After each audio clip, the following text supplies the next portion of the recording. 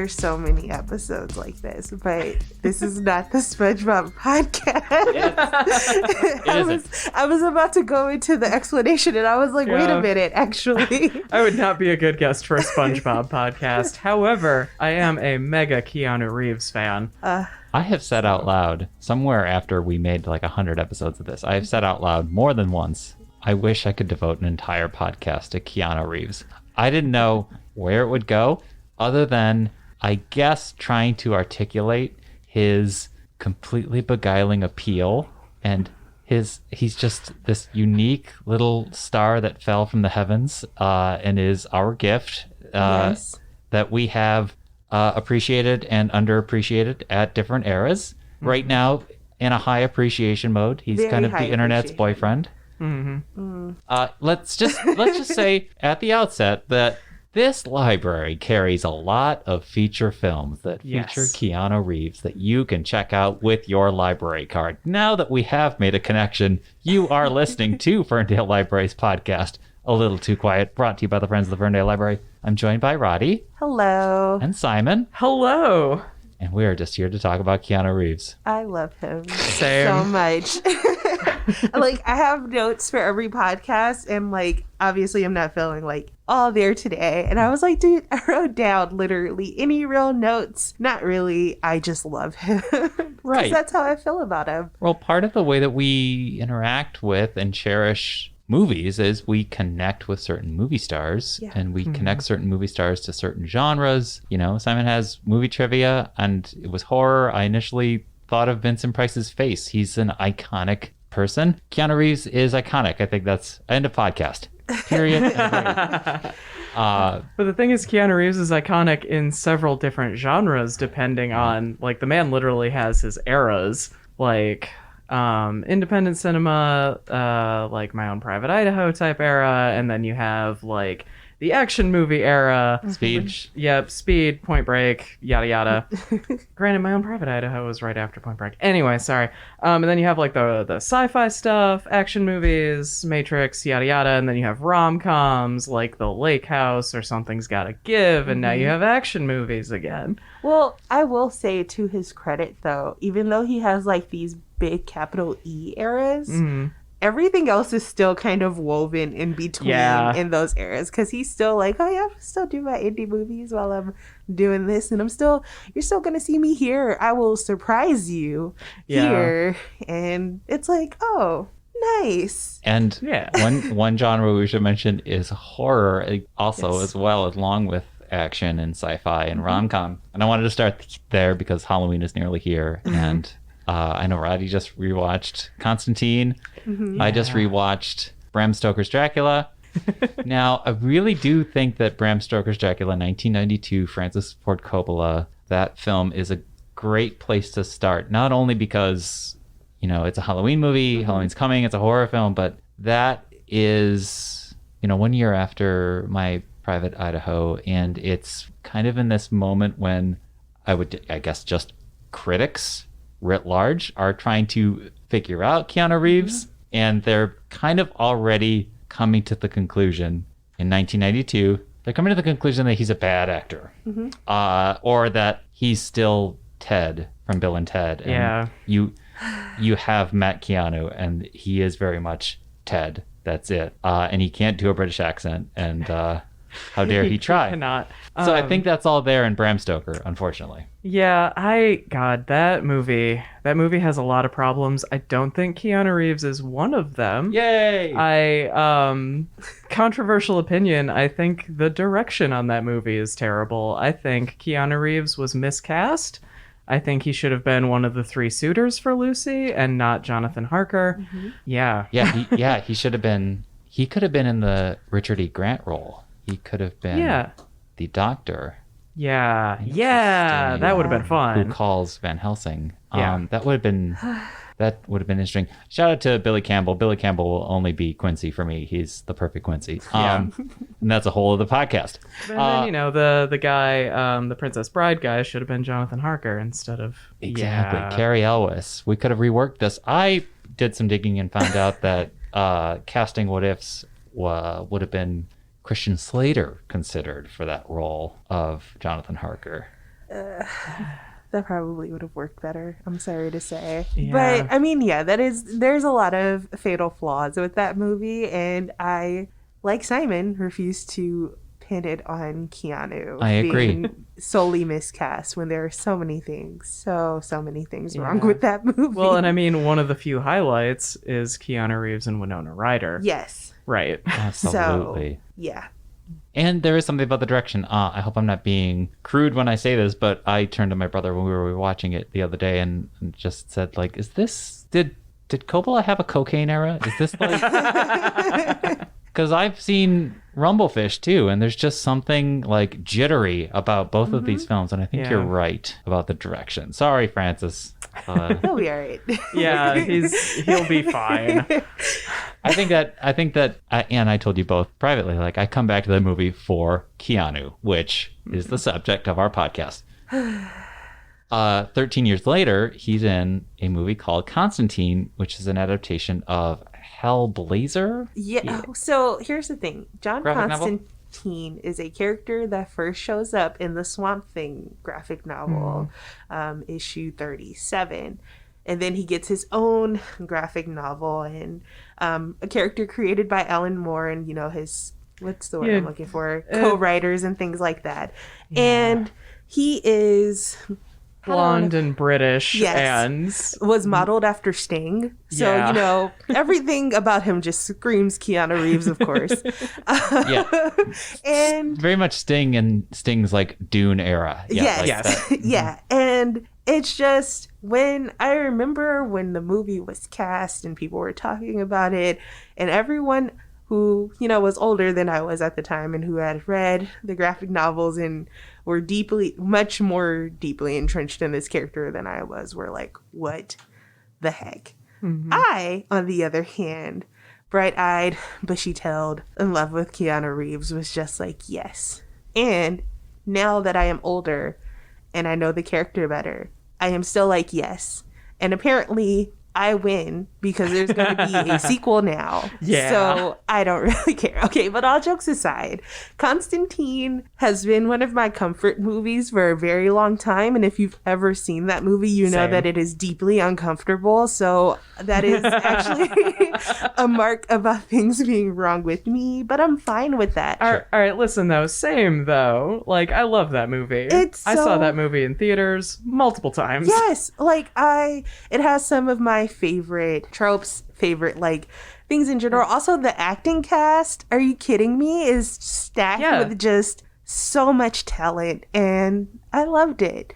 And, you know, when you're trying to make a character or portray a character like John Constantine, who is a cynic, who has a heart of gold deep down, which of course we love that. Mm-hmm. Who better to play Keanu him Reeves. than Keanu Reeves, a cynic with a heart of gold? I'm sorry. I know there are so many people who would like stone me for this, but it's fine. I fully stand in that. I was watching it again the other night in preparation for this podcast because I watched it 3 times in the past week. And my fiance walks in and he's just like, he like does this like heavy sign, like this movie. And I'm just like, yes, this movie. Exactly. Keanu Reeves, you know, you can't disrespect him in this house. So to use an outdated bit of slang from the 90s, that movie did not come to play. It goes there. And when I say there, I mean hell. Yes, multiple times too. Exorcisms, actual grief, suicide, heavy subjects. So yeah, but like losing your pupil, the mentor relationship. Maybe it's because I went to Catholic school growing up, but I always I kind of gravitate to a lot of the symbolism and like, oh, these were the scriptures that weren't in the Bible and stuff like that. I went through a deep phase in that in like middle school and stuff like that. So Constantine was perfect for me for a lot of reasons, but it does take its lore seriously. It takes the character seriously. 100%. Like it was a genuine attempt to portray like a very gritty adaptation of what is it like. It's a graphic novel. Like it's not going to be fun and bright. It is going to be gritty and sepia toned and like kind of gross. Yeah. but in a good way. And like, it's one of the few movies where it's rated PG-13, but I think they did as much as they possibly could have within the constraints of that rating. Like, I don't miss the fact that it's not rated R when I'm watching it. Yeah. Which, they nailed it. It's one of those movies where it's like, this is rated PG-13, but that's only because they don't say the F word. Yeah. Otherwise... Yeah. And also, Simon and I have talked about this on, like, constantly outside of this podcast, obviously, because I'm just now bringing it up. But the portrayal of Lucifer in Constantine is by far one of my top portrayals of all time. It is fantastic. And I mean, put a pin in that for another Keanu Reeves movie that we're going to talk about, but yes. Like... I'm probably mispronouncing this, but this is how I've heard it pronounced. Is Peter Stormare is the actor who plays Lucifer, who most folks will recognize from Fargo as the other kidnapper, the one who doesn't go in the wood chipper. Spoiler alert. Spoiler alert. I recognize him from the first or the second Jurassic Park movie. It's a delightful character actor. Has been everywhere. But there's something about the way he enunciates. It's a strange accent he's putting on. Yeah. He hisses. Yes. Yeah. The fact that he's literally slimy. Yes. Yeah. Yeah. Like his feet. So he shows up in this pristine white suit, but like his feet, you can see like tar. Like, it's so good. They're just oozing from his feet. It's so good. Okay. And then like, what's her name is Metatron? Or no, she was Gabriel, wasn't she? Yes. Tilda Swinton. Tilda Swinton. Yeah. Yes. Which... And Rachel Weisz. Yes. Like... Quick note on Rachel Weisz. We all sound like we're very excited Keanu Reeves fans. We're just all over the place. But quick note on Rachel Weisz is that there's substance and depth to her character, which when you think of superhero movies... Oh yeah. There's normally so much. Not. Yeah, and she's technically in the Vicky Vale role, but there's like she has a story. She has emotional depth. It's has definable character motivation outside of Constantine. Exactly. Yeah, and she's not a companion coming along for the ride. It is so well done. It's just I love that movie, and I will defend it. And we are going to get to the independent era. We are going to get over to My Own Private Idaho, but this is a quick diversion where just because I have a little route to take through Tilda Swinton. 2005 is kind of my introduction to Tilda because of her performance as Gabriel in that film. She's also, I think that same year, playing the mother role in Thumbsucker, which was kind of Mike Mills' breakout film. Mike Mills, an acquired taste, certainly had a breakthrough with Beginners. I think there's some people loved his most recent film. Anyway, Keanu Reeves plays an orthodontist who has a breakdown in that film that is engineered by the main character, and it's somehow entertaining for me to watch. It just showed me that Keanu Reeves could play flaky, and I didn't know he could play flaky, and it was just wonderful. Where else did we want to go with horror? I think it's also worth noting that he was in a film, I have nothing to say on this, he was in a film called The Gift, which was directed by Sam Raimi, that literally everyone forgets about, that you both forgot about. Yep, I did. Which takes place in Louisiana, so he's putting on an accent and wearing I watched that movie like a year or two ago, and I was just like, oh no. It's unfortunate. But Keanu's in it, so, and I was like, no, okay. So that might be the one where I'm like, all right. I don't even remember exactly what it's about. Yeah, same. I just know that Keanu and Kate Blanchett are there, and it's just a big mess of a movie. But it's in the horror genre. Well, okay, speaking of Keanu Reeves in horror, he's been in a couple of them, like, lately. I haven't seen them yet. I really want to see Neon Demon. Neon Demon rules. Yes. But speaking of the devil and Keanu Reeves, I often convince my friends to watch Devil's Advocate by being like, listen, Al Pacino plays the devil, Keanu Reeves is his lawyer. Just watch it. Like, yes.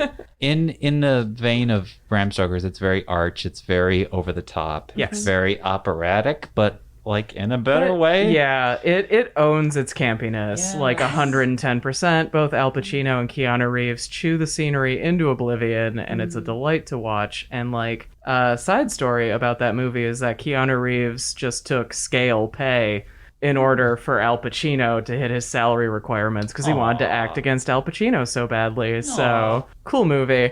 I love it. He does stuff like that all the time. Also, just further nice guy Keanu lore, he gave most of his bonus for the Matrix movies to the special effects team. Like, Yeah. This is Cool also guy. an entire side tangent here where it's, and we'll get into whether or not that meme of him riding the subway was actual truth or not. But still, when he was offered 20 some odd $1 million to do the sequel to Speed, he turned it down because he wanted to go tour with his band. Yes. Yes. Which I'm sure gave him some money, but certainly exceedingly less than $20 million. Well, if you have seen Speed 2, Yeah. I think that was the case. who's won here? Yeah. Because it's definitely Keanu. I have seen Yeah. Speed 2. Same. It's not. It's horrible. Right, but just the virtuousness of like, you know what? No, I want to play with my band. It's awesome. Yes, it's just, I don't know. Well, the same thing kind of came up in My Own Private Idaho, because it was like right after Point Break, and they were like, and there was an interview about that movie. He plays a male prostitute, essentially, street hustler, yada yada. Gus Van Sant. It's River Yep. Phoenix. Weird adaptation of Henry IV. Right. Yeah. And there was like an interview, and they were like, well, do you think it's going to hurt your image after Point Break to play, essentially a male prostitute? And he was like, what am I, a politician? So I love him to bits. Stand forever. Precious. I love Keanu Reeves so much. Yeah. Because sometimes, man. the art is more important than the paycheck. That's true. Yeah. I mean, some people will argue that Point Break is in and of itself a love story too. So Yeah. it's not like he was already. But yes, Devil's Advocate. He's a new attorney, and he's coming to work for an Al established Pacino. lawyer Yeah. who literally turns out to be the devil. Yes. I believe Charlize Theron is there too. Yeah. Yes. As Keanu's wife. Yeah. Yeah. It was one of her first movie roles, if I recall correctly. She was super young in that movie. Mm-hmm. Yeah. This is going to be clumsy and inarticulate, but I think Yeah. it speaks to Keanu's boyish qualities, which I was hinting at off mic earlier, because he's probably at least 35 by the time he makes Devil's Advocate. And I think Charlize Theron is like 22, but I'm sure the casting director at some point said they both look 22. Put them together.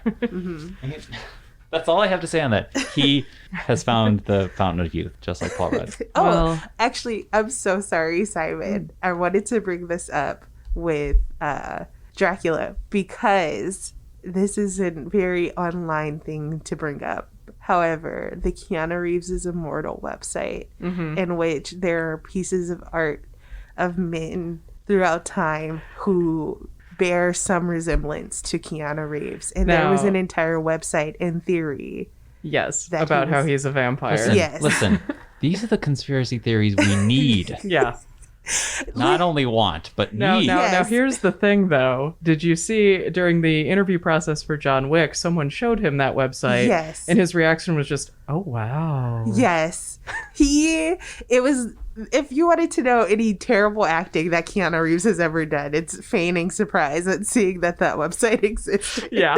Because, I'm not going to say that I visited that website several times in my youth, but I do, have some passing memories of the points that it was making. And yeah. This goes into the lore, though. I don't know Yes. if you picked up on this random reference I made to the subway meme, where people think he rides the subway, that he doesn't have chauffeurs, that he's just out there buying coffee like everybody else. Yeah. I mean, yeah. It's wonderful. Yeah. Not all of it is entirely theory. Sure. Because being from Southern California, Keanu Reeves made a habit of just showing up at like random high school fundraisers sometimes just to contribute and then like leave. So my high school had a story about him showing up at a Fuddruckers. And it was just like, oh, okay. I mean, not dropping like obscene amounts of money because, I mean, come Sure. on. But just like, oh, for the kids, here you go. All right. Does not mention who he is, disappears into the night like my a gosh. crypt. Rides off on his motorcycle, Exactly. I'm sure. So, Which, oh, yeah, by the way, he also has his own line of he motorcycles. sure does. Sorry, you yeah. were reminding me of all the things I know about it. Yeah.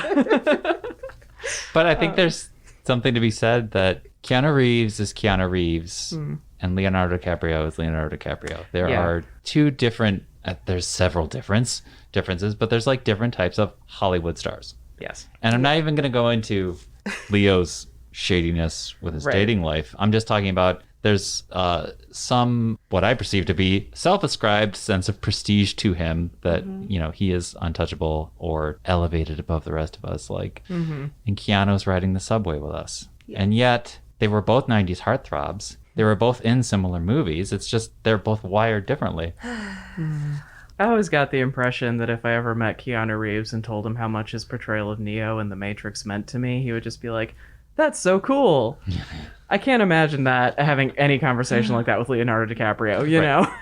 Right. You wouldn't even get close. Someone would shove you out of the way. Exactly. His security so it'd be like, oh, you're not an under 25 model? I mean, but yeah, that's kind of why he got the title of, like, Internet's boyfriend a few years ago. It was just like, Keanu Reeves feels accessible to us in a way that we all can very much appreciate that most other celebrity does not. So, and here's the thing, it's not like he's interacting with people on Twitter all the time. You don't really see him posting on social media. Yeah, or I don't things think like he that. even has a social media so presence. It's not, it is something nascent in his character that makes everyone go, we love him and he loves us. I think it's, for me, the rest of the listeners to this podcast can think I'm crazy. I think it's worth noting that he gets a puppy dog in John Wick because I think he has literally always been also America's puppy. He has puppy dog qualities. Yes. You just want yes, to. He does.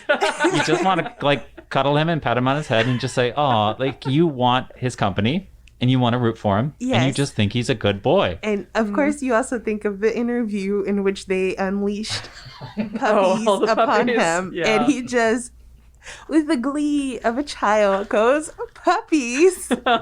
And it's just like, how the hell can I focus on this interview now? Yeah. And there's something there too, because like John Wick is a dark character. Constantine is a dark character. He's got jet black hair. He's got mysterious eyes. He seems dark, but then he also just does not seem like a cynical, jaded, dark person. He just looks like a badass, but he's like this sweetheart. Right. And there's so much to say about John Wick, but I really want to let Simon get to his movies I'm sorry, Simon. first. Because we'd love to, if you had any more on Private Idaho or Matrix, if you're ready to go there. Yeah. Oh, man.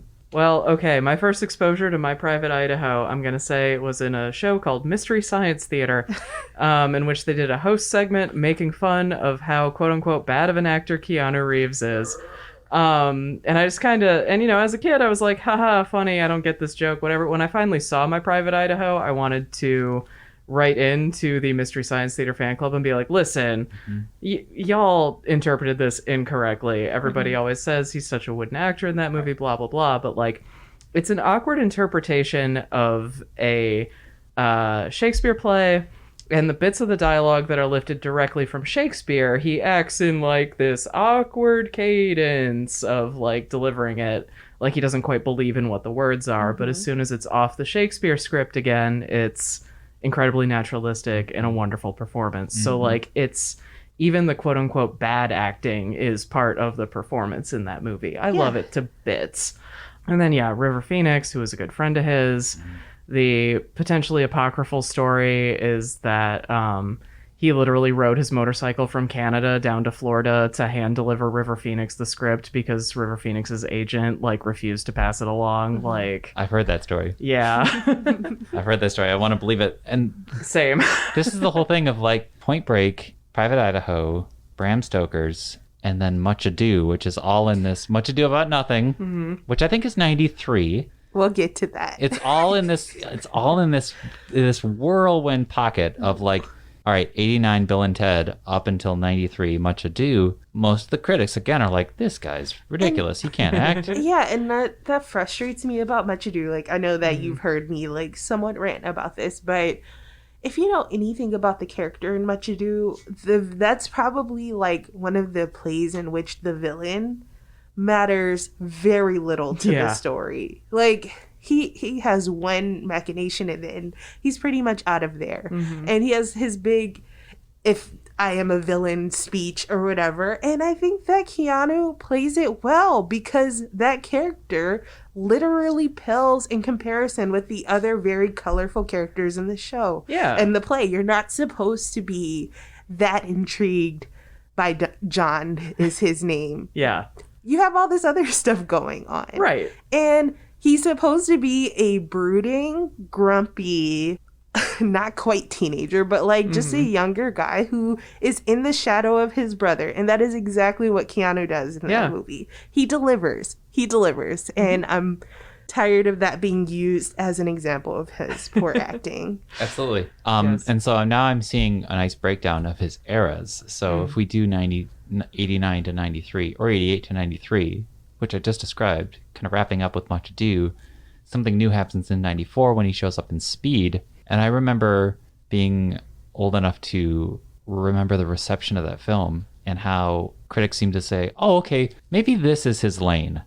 Maybe like big, dumb blockbuster action movies is where he'll work. Because Speed 1 was a big hit and everyone seemed to respond pretty positively. There's not much there. It's a bomb on a bus, and he's just a cop. Gotta go fast. You gotta go fast.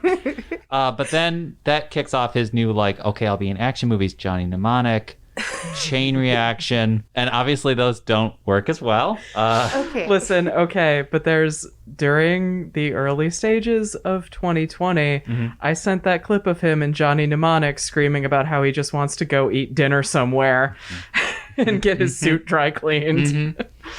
I sent that to several people. But it fits. It fits. Casting directors like, is this his lane? These action set pieces, etc. Can he be our stylish, like, MTV crowd-pleasing action guy? And it doesn't really work out. And then I just looked up his IMDb. He takes the entirety of 98 off. He is not in a film in 1998. Yeah. Well, I think Matrix took a really long time.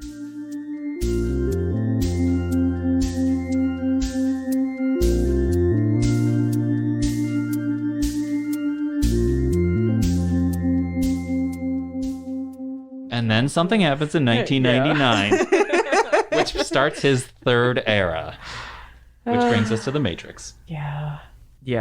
If you ask me what my favorite movie is, there are too many options, and that is too hard of a thing. But in terms of the movie I have seen the most, it is probably the original Matrix. To the point that I even went to go see it in theaters for its, its 20th anniversary in 2019. Yeah, that was one of the last movies I saw in theaters. Yeah, I love that movie dearly. That movie obviously means quite a bit to the trans community. But I think when it's talked about in that way, it's normally like what Trinity meant for trans women watching that movie. And obviously it's written and directed by two trans women, so there's like a lot to find there. But like Keanu in that movie in particular was one of those, like, man, do I want to be him or do I want to date him? Confusion moments. And there's like a very large subset of trans guys that are very, very into like Neo was the coolest. Neo was like the thing. I don't know where else to go from there other than like that's what also got me into Rage Against the Machine, which got me into The Clash, which got me into like, formative moment of my life was Keanu Reeves in The Matrix. And I cannot imagine, I think both Will Smith and Leonardo DiCaprio were attached to that part at one point, and I cannot imagine either of them in that role. Oh, absolutely. Will Smith 100% was. Yeah. They were moving forward with that, until Keanu came on board. That movie, not a hot take, blew my mind. I remember thinking, like, I didn't know they could make movies like this. I didn't know they could do things like this in movies. Roddy. I'm just thinking, because I'm not going to say how old I turned in 1990. But I know I was 11. And the thing about it is that was a big year for me personally with movies. I got Star Wars Episode 1 that year. I got The Matrix that year. Like, I was living my best little baby sci-fi life. And I just remember running around and playing, and it was just like, I have a lightsaber, but also I am the one, and I can fly, and it's just like formative, very important memories for me. So all I can do is smile because like there's nothing more to say about how important the Matrix trilogy, the original trilogy was. Right. But like, It was. Yeah. I can't articulate it any better than that. Although, to go back to the haters, the critics, who always want to pull Keanu down whenever they can, let's say this, there's a word in the Bill and Ted movies that Keanu says a lot. And that word is whoa. And so even when poor sweet Keanu says that one word in The Matrix, critics were like, oh, same old Keanu. And I remember thinking, like, damn it. Leave him alone. But see, I love the fact that he's in on the joke. Like, he doesn't take himself that seriously. He's like, everybody knows me for that word. I'm going to deliver that word in the only way I know how. Like, yeah. It's like when he appears in, was like this documentary about quantum physics or something. And like, I think I sent it to you guys in preparation for the podcast. I was like, by the way, this exists, where he's like, he calls Paul Rudd and is like, oh yeah, of course, I'm immortal. Like, he knows the memes. He does. He leans into the memes. I wonder how he's getting them. Keanu, what is your burner account? Tell us. Keanu, come on the podcast and tell us. Please. But, I mean, yeah, that's kind of... So that's the third era. That did make me a little salty, though. I'm not gonna lie. I can be a bit petty at times. So with this most recent like wave of Keanu Reeves as the internet's boyfriend, I do kind of get that. Like, where were you? When was he your boyfriend? Because he's been mine since 1999, and you don't get to come here after John Wick and always be my maybe and decide that he's your boyfriend too. The one thing that I give a pass for Always Be My Maybe is that Ali Wong is basically my age, so I know that she loves Keanu in the same way that I love Keanu, even if the audience... Oh, no, Ali Wong is not included in this. I mean the people who watched Always Be My Maybe. Oh, no, that's exactly right. That's exactly right, and worth acknowledging, but I think that it's coming from a good spot. Yeah. Oh, absolutely. Oh, absolutely. And yeah, so I do kind of feel those moments sometimes because I always joke that Keanu Reeves like wrote or determined my educational career because I watched Bill and Ted. I can't remember which one. That is the greatest quote I've heard on this podcast so far. Well, I watched Bill and Ted where he meets Socrates and goes back in time. And I'm just like, I was a little kid. I was like, oh, this is so fun. I want to meet Socrates too. And then I became a classics major. And then I'm sitting there writing my senior thesis, watching the movie Speed over and over and over again while I'm writing. And like, it was a really good thesis. I won an award for it. So I'm like, I can attribute my entire educational career to Keanu Reeves. Honestly, I wrote my honors thesis on like Battlestar Galactica, which obviously Keanu Reeves wasn't in, but would I have had that much of an interest in sci-fi and what sci-fi means for pop culture and how pop culture reflects, you know, the rest of culture if it weren't for The Matrix? Like, no. So he's everything. And yeah, and that was a similar, I will say though, to give like people some grace, there was a sort of resurgence in a way for me too with the new John Wick movie, but not in the same way. I was already sold when I saw that Keanu was in it because I've pretty much decided that if I know that he's in something, the likeliness that I'm going to watch it increases dramatically. But I had been bored by action movies for a really long time. And I do genuinely like action movies. Don't necessarily like the people who write them. Yeah. But I enjoy them. And I thought that they could be fun. I thought, you know, yes, it's a bomb on a bus, but you know what really matters is the chemistry and the characters with that bomb on that bus. Exactly. But we were coming out of the Michael Bay Fast and Furious ification of action films. And so I'm at home from one of my breaks during college, and I'm sitting in my mom's room with her, and we're trying to pick something to watch, and I see John Wick, and I'm like, oh, Keanu Reeves is in that movie. I heard good things about it. Let's watch it. And she's like, okay. And like not even 10 minutes into the movie, I'm just like, is this the greatest action movie I've ever seen in my life? Because there was a sort of campiness to the first John Wick movie that the following movies lack. And while I do still like them, I do feel that lack while I'm watching them because you get the whole like Baba Yaga story explanation with the like the captions on screen to like sort of like illuminate like, yeah, this guy's serious business and stuff like that. And it's kind of silly, but not in a way that detracts from the movie, because you're like, oh no, these guys are terrified of this man. And you see Keanu Reeves take a sledgehammer to a concrete floor that makes no sense, but it works. You're just rolling along for the ride. Exactly. And it's such a ride. And I'm like, I have not felt that watching a movie in so long. I don't even know how to think right now. Like, the fact that Keanu was so involved in production, like there's a bunch of stuntmen in that movie that were also in the Matrix movies that he was like, oh, you need to do this stunt? I know somebody who can do that. Yada yada, you know? Yeah. I think this is going to sound preposterous, but I think that there is a storybook fairy tale quality about John Wick. Yeah. Yes. Which, yes, I acknowledge is a movie where he kills 80 people. However, you're supposed to have that nuanced level of buy-in of as far as going with it. Yeah. So there's a reason why they talk about a fairy tale within that movie. Because John Wick is a mythic Well, yeah, character. It throws you into this mythic world right away with no explanation, no real lead up and things like that. And I think it's those kind of roles that really, really let Keanu shine. Yeah. Because there's no, I don't know, it just feels like he gets to really build up his character in his own way in that kind of role. So similar to Johnny Silverhand in Cyberpunk. Yes. If we want to move on to that. yes, I will let you start with that because I think we have slightly differing opinions. Yes, because hold on, for the folks at home who are holding us accountable, the less said about Man of Tai Chi and 47 Ronin, the better. Okay. Though I will say the press tour for 47 Ronin was hysterical. Okay, listen.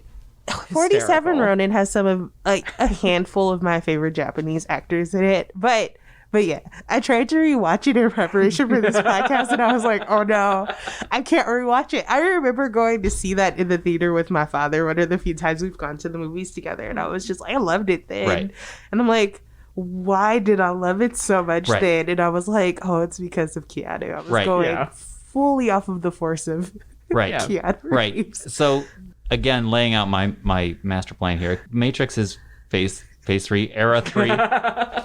And era 3 kind of culminates with Constantine. Era 4 is a bit of a no man's land, a bit of a rough patch. But then when we get back to John Wick, it is era 5. And what we're seeing era 5 culminate in is this cyberpunk thing, this berserker thing. I think we are on the verge of era 6. I'm eager to see what happens next. But let's talk about what's culminated era 5, this venture into video games and kind of a return to graphic novels. You're bringing this up, and I haven't bought Berserker for the comic book collection here yet. But making it's coming. difficult I for do me. have some issues of it that I own at home too. Yeah. He's writing his own comic book, and he's going to star in the movie adaptation of it, and it's so clearly based on era 6, baby. Era I'm 6. so excited. But my Cyberpunk 2077, Cyberpunk is like my favorite tabletop RPG. I was very gung-ho for that video game. The less we say about the actual execution of that video game, the better. But Keanu Reeves is definitely the best part of that game.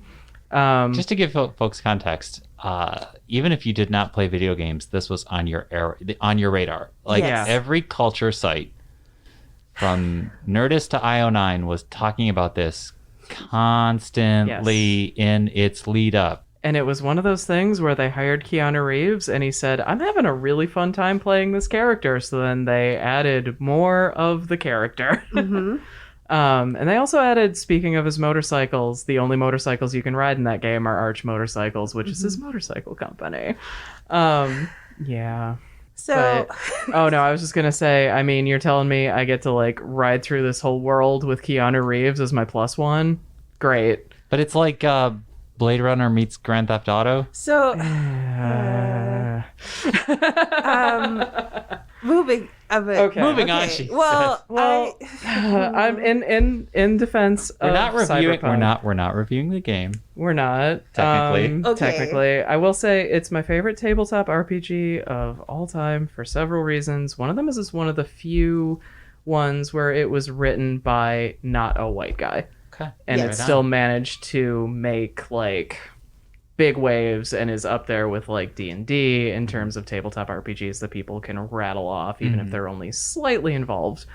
But no, Cyberpunk is an absolutely incredible game about like corporations taking over every aspect of our lives. It is a warning. It is unfortunately also very much coming true.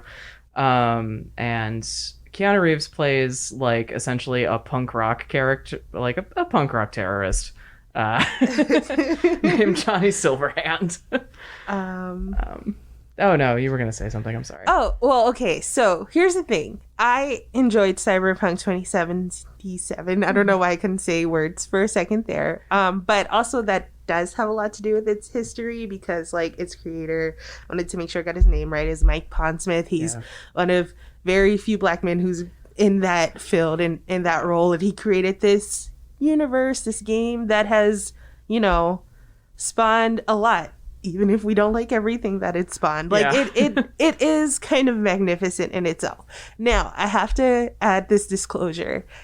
All of the problems that people had with the game in terms of, like, the actual software working, I did not have. So I got to play this game as it should have been played, or as people should have been able to play it, because it is not their fault that it was not working. Yeah, see, so when I go into the internet and I want to be like, hey, everybody, I'm playing Cyberpunk and I'm having so much fun, all I see is every possible thing that could go wrong with that game. I am the guy walking in with pizzas while the room is on fire from that GIF. Like, quite literally, that game melted my PlayStation 4. Got it. Like, that is the game. And I had a PS4 Pro. And everybody was like, well, it's like 10-year-old hardware. Anyway, sorry. Yeah. No. Yeah. So I struggled through that game, sticking, you know, ice packs wrapped in plastic on my PS4 because I wanted to see how Keanu Reeves ended that game. So I was playing on Xbox. Yeah. So that's another aspect of that. But that's the thing. So I can say this. I just wanted to give that information to know that, in a sense, my viewpoint is biased because it is not how most people got to actually experience the game. I love seeing Keanu Reeves in a villain role. I know that is surprising for our listeners to hear, Roddy liking villains. I'm being so sarcastic right now because I love them. But he is a villain in that game. Like, you kind of understand where he's coming from, but you also understand that his execution, his real reasonings for doing the things that he's doing are totally selfish, totally based in his self-image, and he plays it for the entire game. Like, he's a raging narcissist, huge jerk. And I'm sitting there and I'm like, this is the greatest thing I've ever experienced in my life. And so if you could find the moments of just his backstory, of just him, then you can enjoy it. And I know that some people complain that they could not see past Keanu Reeves because they know it's him, the character looks like him, things like that. That has been an issue with video games in the more recent era where they have actors looking at like themselves as they play these characters. But I'm like, you watch movies. Not the point. Yeah. I could see past that because I was just like, this character could not be further from what we know Keanu Reeves to be. So, right. But he's also, the character is also supposed to be slightly disarming and a very likable, charismatic person, even though he's a jerk who can't do anything right. He does have like a follower base, you know, and rallies people to his cause, etc., etc. And then you realize, oh, he's the worst. Yeah, I mean, spoiler alert, would I let him take over my brain to enact his mission? Probably, because I really love Keanu Reeves. I love Keanu Era 5 as much as I love Keanu Era 1, and for a couple of reasons. It's that, you know, I'm glad to see the man finally getting his flowers, having been old enough to live through and remember how much he was dunked on in the past. And so it's not like those same critics are around or that critics right now are saying he's a great actor per se, but there is Keanu Nation. There really is.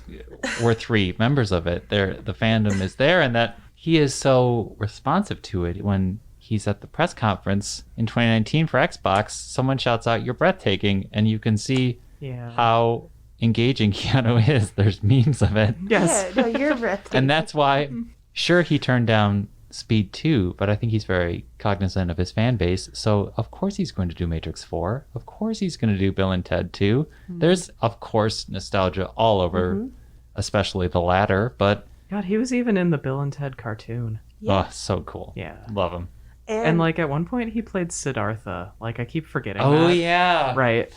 That just came back to me like a dream. Was that little Buddha? That was a message from Keanu himself. He was like, He said, don't forget. But Don't forget. I mean, I think there's much to be said about the fact that he was met with such vitriol because, as you've said, and I'm just repeating things at this point, it was at the point where all he had to do was so much as be cast in something, and people were like, oh, this is going to be terrible, and stuff like that. And I would like to think that the level of like pure love and adoration he gets to experience now in some way helps with what that was like. I mean, I can't know what he's dealing with or anything like that, but at the same time, it really makes me look back at that with a lot of frustration as someone who has liked him this entire time. Was just like, but why was any of that ever necessary? Well, it has always been Keanu.